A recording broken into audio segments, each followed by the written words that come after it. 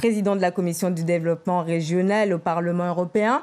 La crise de l'eau était ce matin à l'ordre du jour de votre commission. Il y a eu plusieurs interventions, notamment des députés Estelle Youssouffa, Mansour Kamardine. Pourquoi aborder ce sujet que maintenant, quand la situation inédite que nous vivons était prévisible et surtout qu'elle résulte de décisions non prises, comme l'a dit ce matin François-Xavier Bellamy? Vous avez raison. J'ai décidé d'inscrire cette question à l'ordre du jour de notre commission pour que l'Europe entre en action. Mais je veux vous dire que ce qu'on appelle la crise de l'eau, en réalité, est un scandale de l'eau. Un scandale de l'eau qui révèle l'impréparation de l'État. Et c'est le résultat d'une série d'absences de préparation, de planification, d'imprévoyance qui amène à ce résultat. Alors pour répondre à l'urgence, j'ai voulu ce débat à Bruxelles. Pour répondre à l'urgence, vous avez, pendant cette commission, évoqué plusieurs pistes. Qu'à Bruxelles, l'eau soit coupée toutes les 24 heures, 48 heures, toutes les 24 heures. Est-ce qu'à Bruxelles ou à Paris, on accepterait que de l'eau marron coule du robinet et qu'on accepterait que l'eau impropre à la consommation soit payée? Est-ce qu'on accepterait ici, en Europe, qu'on distribue aux Mahorais 2 pauvres packs d'eau? Mais justement, quelle solution proposez-vous? Essentiel, 2 packs d'eau par jour? Non. Eh bien, ce que j'ai demandé ce matin à la Commission européenne, c'est qu'il puisse y avoir une distribution massive et gratuite de l'eau à Mayotte.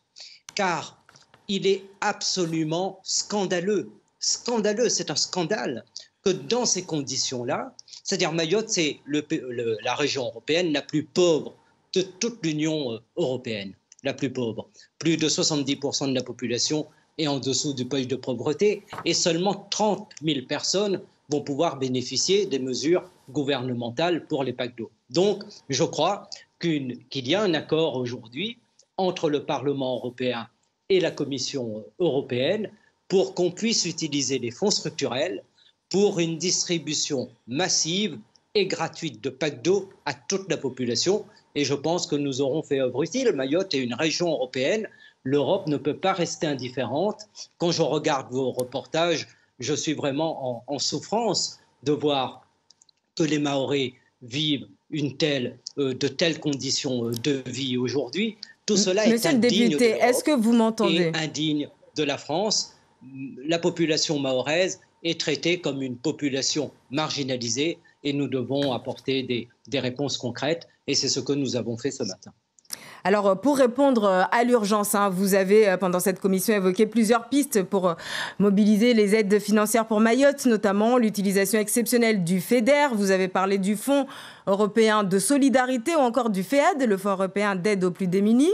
Mais là-dessus, la Commission européenne attend que les autorités françaises prouvent que nous sommes ici en situation de catastrophe naturelle. Est-ce à dire que les discussions vont durer encore longtemps puisqu'une décision n'a pas encore été arrêtée pour l'instant? Non, je ne crois pas. Ce que je pense, c'est que la France n'a élaboré aucune demande, en réalité, en direction de la Commission européenne. Et c'est ce que j'ai fait. Je travaille de manière très étroite avec la commissaire Elisa Ferreira. Et immédiatement, elle a répondu. Et la Commission européenne, aujourd'hui, est en train de travailler pour l'activation de tous les mécanismes possibles qui pourraient intervenir en situation d'urgence. Mais nous devons aussi comprendre qu'il n'y a pas qu'une crise conjoncturelle. Certes, il y a la sécheresse qui a aggravé une situation. Mais la réalité, c'est qu'en temps normal, au moins 80 000 personnes, mais sans doute beaucoup plus, n'ont pas accès à l'eau potable à Mayotte.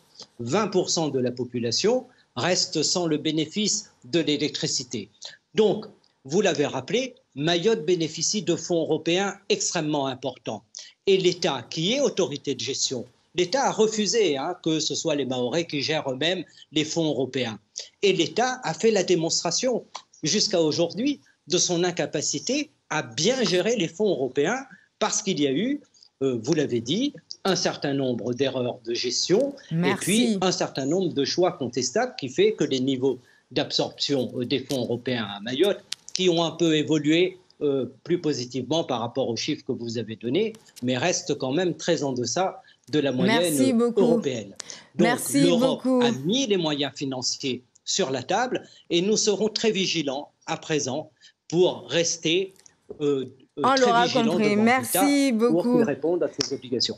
Merci beaucoup Younous Omarjee d'avoir été avec nous et d'avoir répondu à nos questions. Je rappelle que vous étiez avec nous en direct de Bruxelles.